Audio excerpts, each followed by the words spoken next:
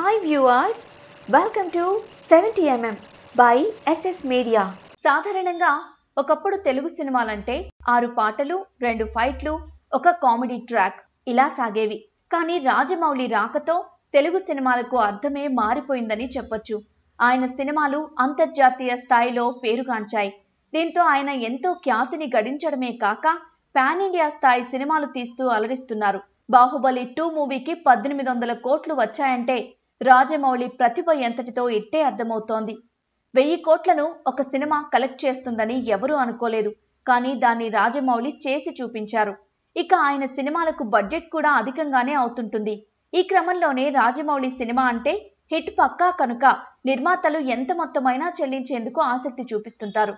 ఇక రాజమౌళి మాత్రమే కాకుండా ఇతర దర్శకులు కూడా తెలుగులో భారీ బడ్జెట్తో సినిమాల్ని తీస్తున్నారు.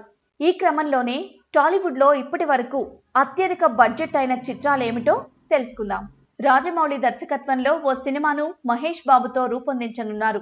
ఈ సినిమా షూటింగ్ ఇంకా ప్రారంభం కాలేదు.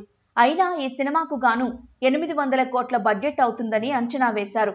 అలాగే ప్రభాస్ తీస్తున్న ప్రాజెక్ట్ కే సినిమాకు 600 కోట్ల వరకు బడ్జెట్ అవుతోంది. RRR movie budget 550 కోట్లయింది.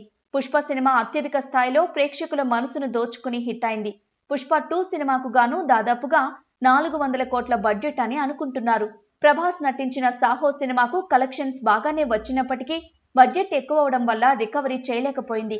ఈ సినిమాకు 350 కోట్ల బడ్జెట్ అయింది. అలాగే రాధేశ్యామ్కు 300 కోట్లు, సైరా నరసింహారెడ్డికి 300 కోట్లు, బాహుబలి 2కి 250 కోట్ల బడ్జెట్ అవగా సలార్కు 400 కోట్లు ఖర్చు చేశారు.